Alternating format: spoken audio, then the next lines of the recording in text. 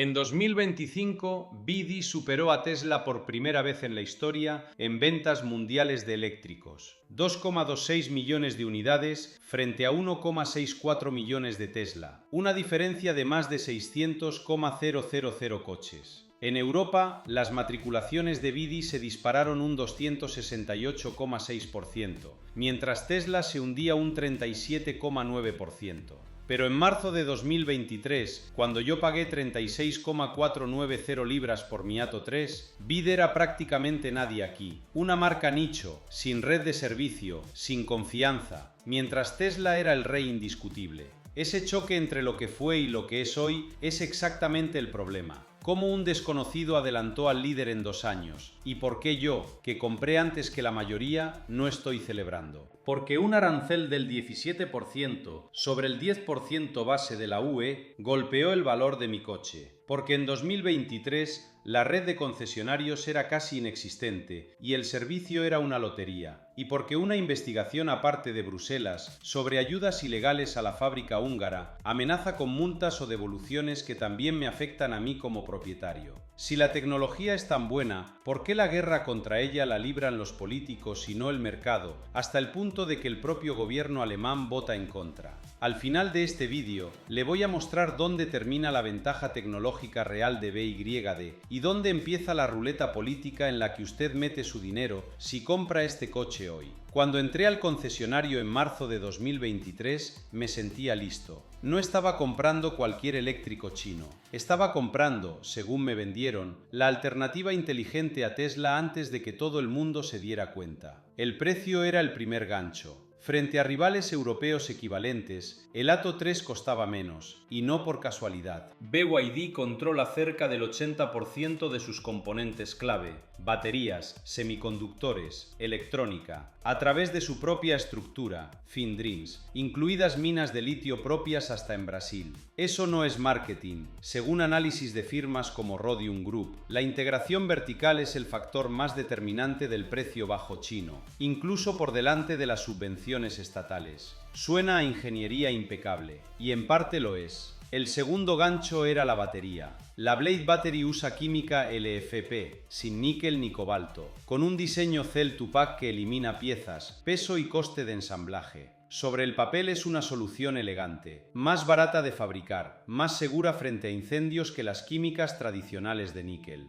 En 2023 yo repetía esa ficha técnica como si la hubiera inventado yo. Miraba mi coche y veía a un ingeniero chino resolviendo un problema que Europa llevaba años sin resolver. ¿Cómo hacer un eléctrico decente sin cobrar una fortuna? Y luego estaba el argumento que, lo confieso, más me convenció. Warren Buffett. En septiembre de 2008, Berkshire Hathaway invirtió $230 millones en BYD, a cambio de un 10% de la compañía. Si el inversor más conservador del planeta había puesto dinero ahí 15 años antes de que yo firmara mi contrato, ¿qué podía salir mal? Usé ese dato como escudo mental cada vez que alguien me preguntaba por qué compraba una marca china que casi nadie en mi calle conocía. Buffett había apostado. Yo solo estaba siguiendo el rastro del dinero inteligente. BYD llevaba apenas 6 meses vendiendo formalmente en Reino Unido cuando yo firmé. El lanzamiento europeo de sus primeros modelos, Atto 3,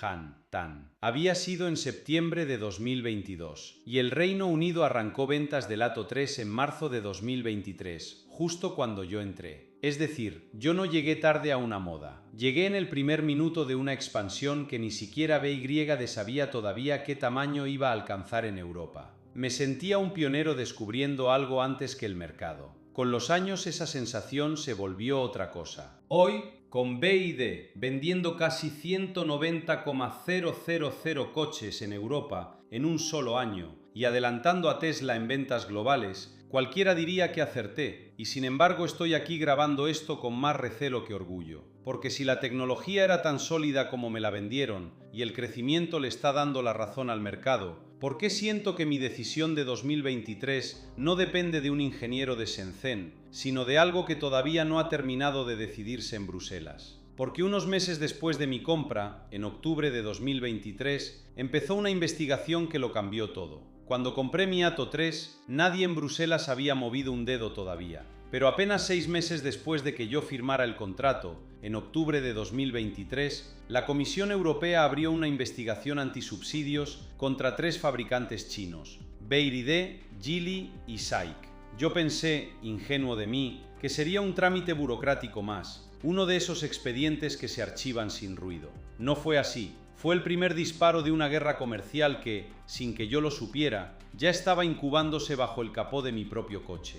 La conclusión de la comisión, cuando por fin llegó, fue incómoda de leer para alguien que acababa de pagar 36.000 libras por una oportunidad única. Según Bruselas, toda la cadena de producción china de eléctricos se apoya en subvenciones estatales, subvenciones directas, créditos blandos de bancos públicos, exenciones fiscales y materias primas suministradas por debajo del precio de mercado. No hablamos de rumores sueltos, hablamos de un dictamen oficial, la base jurídica sobre la que se construyó todo lo que vino después. Y lo que vino después llegó rápido. El 5 de julio de 2024 entraron en vigor pesos temporales sobre la importación de eléctricos chinos. 3 meses después, el 30 de octubre de 2024, se publicaron las tarifas definitivas con vigencia de 5 años. A BYD le tocó un 17%, a Geely cerca de un 19%, a SAIC entre un 35% y un 37%.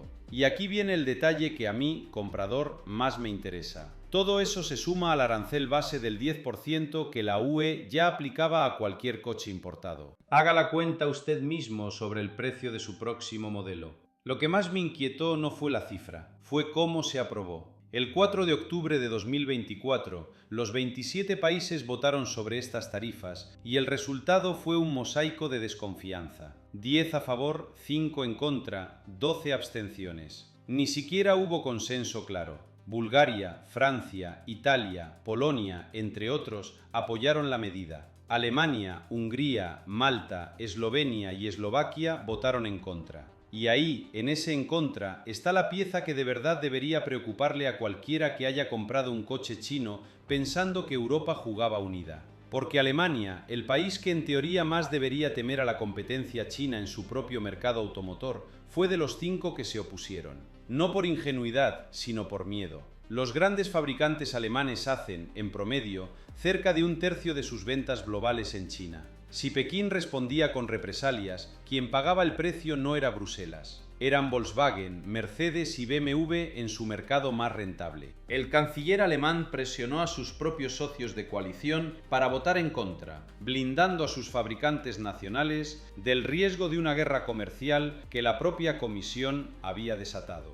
Deténgase un segundo en esto conmigo. El país europeo con más industria automotriz que proteger fue precisamente el que rechazó defenderla frente a China. No lo hizo por convicción libre de mercado. Lo hizo porque calculó que perder ventas en Shanghái le dolería más que dejar entrar coches como el mío con menos barreras. Eso no es una anécdota diplomática, es una fotografía exacta de quién decide realmente las reglas de este juego. No los ingenieros de BYD, no los consumidores europeos, sino un cálculo de riesgo corporativo alemán disfrazado de voto soberano. Y aquí es donde a mí, como propietario, se me hiela la sonrisa. Si el bloque que compró mi coche no logra ni siquiera ponerse de acuerdo sobre si protegerse de China, ¿qué garantía tengo de que estas tarifas, 17%, 19%, 35%, sigan siendo las mismas dentro de 3 años, cuando yo quiera revender mi Atto 3? Ninguna. La política que fija el valor futuro de mi coche depende de un equilibrio inestable entre Berlín, Bruselas y Pekín. Y ese equilibrio, por lo visto, se rompe con facilidad. Porque lo que Bruselas hizo con estos aranceles no quedó sin respuesta. China no se quedó de brazos cruzados. Mientras en Bruselas se felicitaban por haber protegido el mercado europeo con esos aranceles del 17% para BYD, en Pekín ya se estaba preparando la factura. Y esa factura, se lo aseguro, no la iba a pagar ningún funcionario chino. China abrió investigaciones antidumping contra 3 productos muy concretos de la Unión Europea: cerdo, brandy y productos lácteos. Nada de coches, nada de baterías. Directamente al campo, a las granjas, a las bodegas. La guerra del automóvil eléctrico había encontrado un nuevo campo de batalla, y ese campo no tenía ni una sola fábrica de coches.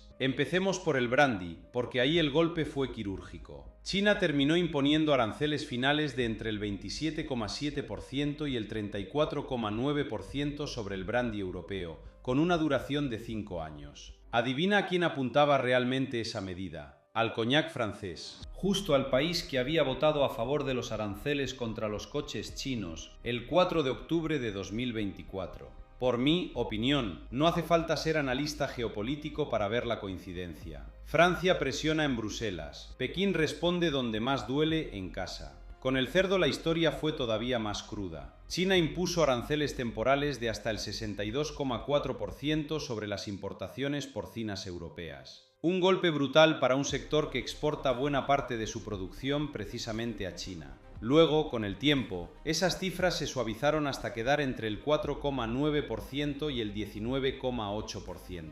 Suena a alivio, ¿verdad? Pero durante meses, productores europeos que jamás habían tocado un coche eléctrico en su vida, vieron cómo su principal mercado de exportación se encarecía de la noche a la mañana por una disputa que no era la suya. Y en diciembre de 2025 llegó el tercer capítulo. Aranceles de hasta el 42,7% sobre productos lácteos europeos. Resultado de una investigación antisubsidios que China había abierto ya en agosto de 2024. Fíjese en el patrón. Cada vez que Bruselas avanzaba en su ofensiva contra los coches eléctricos chinos, aparecía una nueva investigación china apuntando a otro sector agrícola europeo. Cerdo, brandy, lácteos. Uno detrás de otro, como fichas de dominó cayendo sobre gente que nunca pidió entrar en esta pelea. Aquí es donde, sinceramente, la historia deja de ser sobre mi coche. Cuando compré el Atto 3 en marzo de 2023, la disputa todavía era técnica, casi abstracta. Subsidios, márgenes, cuotas de mercado. Pero para cuando terminaron de imponerse estos aranceles cruzados, ya no hablábamos de ingenieros ni de baterías. Hablábamos de un ganadero español que vende menos cerdo, de un viticultor francés que ve caer sus exportaciones de coñac, de una cooperativa láctea alemana calculando pérdidas. Gente completamente ajena al mundo del automóvil, pagando el precio de una guerra comercial que ellos ni siquiera votaron.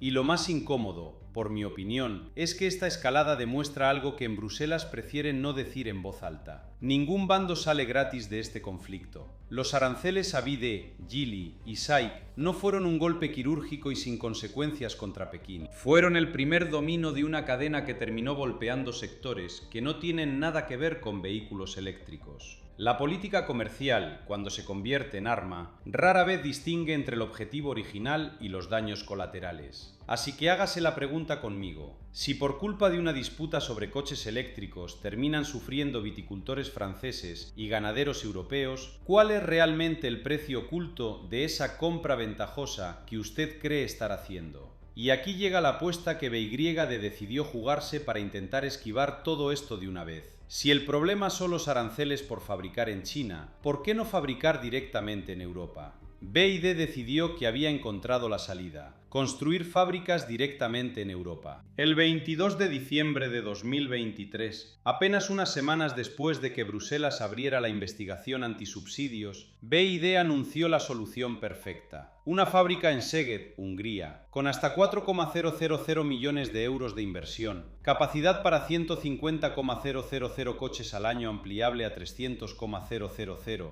y hasta 10,000 empleos en el horizonte. Sonaba a jugada maestra. Si el problema era importar coches hechos en China, la respuesta era dejar de importarlos. Construir dentro de Europa, pagar salarios europeos y de paso esquivar el arancel que me tocó a mí cuando compré el Atto 3 en Reino Unido. Y no se quedó ahí. En paralelo, BEI diseñó un segundo plan. Una planta en Turquía, en Manisa, con 1,000 millones de dólares de inversión y capacidad para otras 150,000 unidades. La lógica era casi elegante. Turquía tiene unión aduanera con la Unión Europea, así que cualquier coche fabricado allí entraría al mercado europeo sin arancel alguno. 2 fábricas, 2 rutas de escape, un solo objetivo: que el 17% que pagué yo se convirtiera en historia para el siguiente comprador que llegara después. Pero a mediados de 2026, esa segunda ruta se atascó por completo. Turquía suspendió los incentivos fiscales prometidos a BYD y advirtió que podría exigir su devolución, porque el proyecto no avanzaba según lo pactado. por lo que se reporta, BYD desplazó su prioridad hacia Hungría y dejó Manisa prácticamente congelado, sin obra visible en el terreno. El plan diseñado para esquivar una guerra comercial terminó siendo víctima de otra guerra política menor, esta vez con Ankara. Y aquí viene lo que de verdad me hizo torcer el gesto. Ni siquiera el plan bueno, el de Szeged, cumplió el calendario prometido. La producción de prueba de coches de pasajeros arrancó en el primer trimestre de 2026, no a finales de 2025 como se había anunciado, y la producción en masa quedó pospuesta al segundo trimestre. Los primeros modelos en salir de esa línea serán el Dolphin Surf y el Atto 2, precisamente los más baratos, los que necesitan volumen para competir en precio. Con retraso, por supuesto. Y por si el retraso no bastara, ahora Bruselas abrió otra investigación, esta vez no contra el coche sino contra la propia fábrica. Si BYD recibió ayuda estatal china ilegal para levantar la planta húngara. Piénselo un momento. Construyeron en suelo europeo precisamente para escapar de la sospecha política, y terminaron generando una sospecha política nueva sobre ese mismo suelo. En teoría, esto podría acabar en multas, en exigencias de devolver subsidios, incluso en la venta forzada de activos. Mientras tanto, la red de concesionarios que debía sostener a todos estos coches, el mío incluido, seguía construyéndose casi desde cero. BYD proyecta llegar a unos 1,000 puntos de venta a finales de 2025 y 2,000 para 2026, repartidos en 29 mercados europeos. Bonito objetivo en una diapositiva. Pero en marzo de 2023, cuando yo firmé el contrato del Atto 3, esa red prácticamente no existía. Compré primero, la infraestructura llegó después, si es que llega completa alguna vez. Así que dígame usted, si ni siquiera fabricar dentro de la Unión Europea garantiza inmunidad frente a nuevas investigaciones, ¿qué exactamente le protege a usted como comprador? La etiqueta, hecho en Hungría, no blinda contra Bruselas, no blinda contra Ankara y desde luego no blinda contra los propios retrasos de BYD. El coche que usted compre dentro de 3 años, con esa pegatina europea en el chasis, puede terminar bajo la misma lupa que el mío, importado desde China en 2023. Y todavía no le he contado la parte que de verdad debería preocuparle. Mientras Bruselas investigaba subsidios y Turquía congelaba incentivos, dentro de China se libraba otra guerra, una de la que casi ningún comprador europeo tenía la menor idea. Mientras en Hungría las máquinas apenas arrancaban con retraso, en China BYD libraba otra guerra, mucho más brutal, contra sí mismo y contra todos. Entre 2023 y 2025, la empresa recortó precios de modelos enteros entre un 30% y un 35%. No fue un ajuste puntual, fue una política sostenida, mes tras mes, para asfixiar a la competencia local. Y no se detuvo en el precio final al cliente. BYD exigió a sus proveedores que bajaran sus tarifas un 10% adicional. Así de simple. Si querías seguir vendiéndole tornillos o chips a BYD, primero tenías que regalarle margen. El resultado de esa guerra de precios no es una anécdota, es una hemorragia medida en cifras oficiales. Según la Asociación China de Concesionarios, la industria perdió alrededor de 471,000 millones de yuanes, unos 69,000 millones de dólares en apenas 2 años. El precio medio de un coche en China cayó cerca de un 11%, de 217,000 a 194,000 yuanes. Fábricas enteras, redes de proveedores, ingenieros y vendedores absorbiendo ese golpe para que el consumidor pagara menos. Y quien lidera esa carrera hacia el fondo es, precisamente, la marca que usted acaba de comprar en Europa. Porque aquí está lo incómodo, ni siquiera BYD sale indemne de su propia guerra. Su margen bruto cayó de aproximadamente un 22% en 2024 a cerca de un 20% a comienzos de 2025. Y en algunos modelos concretos se desplomó hasta el 14% o el 16%.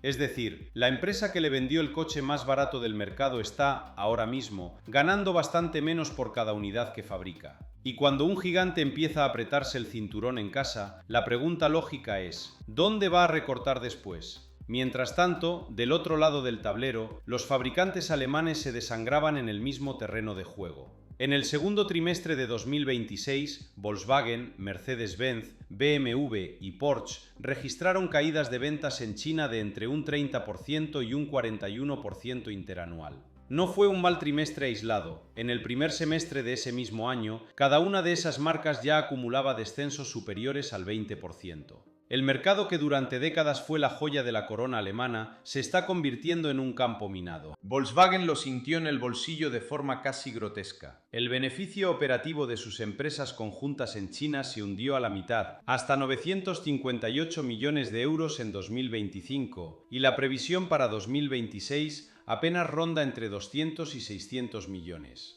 BMW, por su parte, rebajó su pronóstico de rentabilidad del segmento automóvil del 4 a 6% a un raquítico 1 a 3%, citando directamente la aceleración del deterioro en China. Esto no es un rumor de analistas, son cifras que las propias compañías publicaron para sus accionistas. Y todo eso desembocó en el anuncio que sacudió a Alemania entera. Volkswagen planea recortar hasta 100,000 empleos en todo el mundo y cerrar 4 fábricas en su propio país, los mayores despidos de su historia.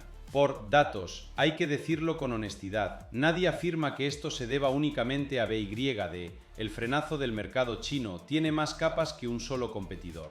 Pero BYD es, sin discusión, quien marca el ritmo de esa carrera hacia precios cada vez más bajos. Aquí es donde a mí, como comprador, se me hiela algo por dentro. Si BYD está dispuesto a sacrificar su propio margen en su mercado de origen, presionar a sus proveedores y aceptar ganar menos por coche, con tal de no perder la guerra frente a rivales chinos, ¿por qué asumir que en Europa, donde su red de concesionarios lleva apenas un par de años en pie, la prioridad va a ser mimarnos a nosotros? Por mi opinión, cuando una empresa recorta en casa, el siguiente sitio donde busca ahorrar rara vez es el más rentable. Suele ser el más lejano, el más nuevo, el más fácil de descuidar. Y ese lugar lejano y nuevo, lamentablemente, somos nosotros. Los propietarios europeos que compramos el coche convencidos de que estábamos entrando en la marca ganadora justo a tiempo. Bot que siento yo como dueño en mi propia piel ya hoy. Cuando compré mi Atto 3 en marzo de 2023, en Reino Unido apenas había un puñado de puntos de venta BYD. Encontrar un taller cercano era una lotería. Hoy la marca promete 1000 concesionarios para finales de 2025 y 2000 para 2026 en 29 mercados europeos. Suena a expansión imparable, y lo es. Pero yo no compré una red de 2000 puntos. Compré un coche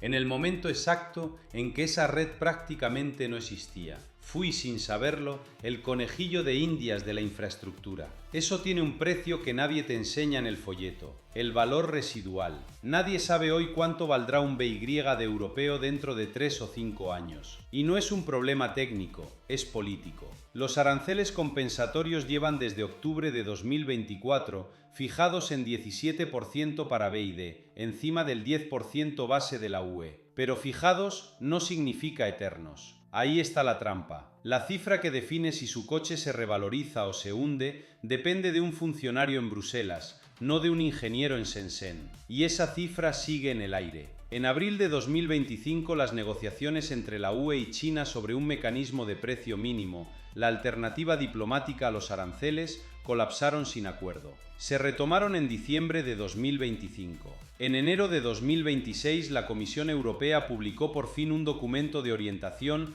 para que los fabricantes chinos presenten sus propuestas de precio mínimo de exportación. Es decir, mientras usted ya conduce su BYD, las reglas que determinarán su precio de reventa siguen literalmente en fase de redacción. Y aquí toca ser honesto, aunque me cueste. La ventaja tecnológica de BYD no es humo. La batería Blade con química LFP y diseño Cell to Pack recorta costes de materiales y de ensamblaje de verdad. La integración vertical, cerca del 80% de los componentes clave producidos in-house a través de FinDreams, incluidas minas de litio propias, es, según el análisis de Rhodium Group, el factor más determinante en el precio bajo, más incluso que las subvenciones estatales. Eso es ingeniería real, no propaganda. El problema no es la máquina. El problema es que toda esa ingeniería descansa sobre una arquitectura política que nadie ha terminado de construir. La fábrica de Szeged, en Hungría, arrancó producción de prueba en el primer trimestre de 2026 con retraso sobre el calendario original. La planta turca, pensada para esquivar aranceles vía unión aduanera, está congelada desde mediados de 2026. Turquía suspendió los incentivos fiscales y BID desplazó su prioridad a Hungría. Ustedes compran hoy un coche cuya cadena de suministro europea todavía se está inventando sobre la marcha.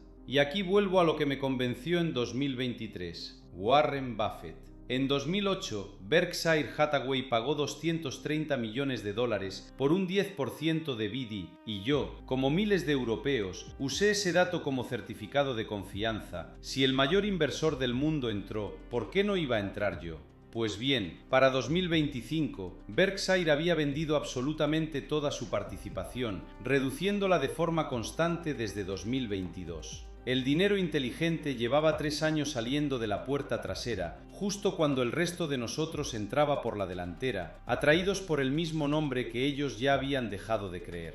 Mientras tanto, en China, BID libra su propia guerra de precios. Recortes de hasta el 30-35% en varios modelos, presión del 10% sobre proveedores, un margen bruto que cayó de aproximadamente 22% a 20% y hasta 14 a 16% en ciertas gamas. Si la propia matriz recorta su rentabilidad en casa para sobrevivir a la competencia, ¿de verdad creen que en Europa, con una red de concesionarios todavía en obras, el recorte no llegará antes al servicio postventa y a las piezas de repuesto que a la sede central en Shenzhen? Así que mi conclusión, sin adornos, es esta. La tecnología de BYD es real y probablemente seguirá siendo más barata que la de sus competidores durante años. Pero comprar este coche en Europa ahora mismo no es comprar un vehículo, es comprar una posición en un conflicto sin resolver, donde el arancel puede subir o bajar según negociaciones que todavía no han terminado, donde la red de soporte se construye en tiempo real y donde el precio mínimo que definirá su futuro valor de reventa todavía se está redactando en un despacho de Bruselas. No les voy a decir que no compren un BYD, les voy a decir que no se precipiten pensando que están haciendo simplemente un buen negocio automovilístico. Si compran hoy, asuman que compran también incertidumbre, sobre el servicio, sobre el valor residual, sobre las reglas del juego. Yo ya pagué esa lección. Cuéntenme en los comentarios, ¿ustedes arriesgarían su dinero en una tecnología ganadora, atrapada en una guerra comercial que todavía no ha terminado?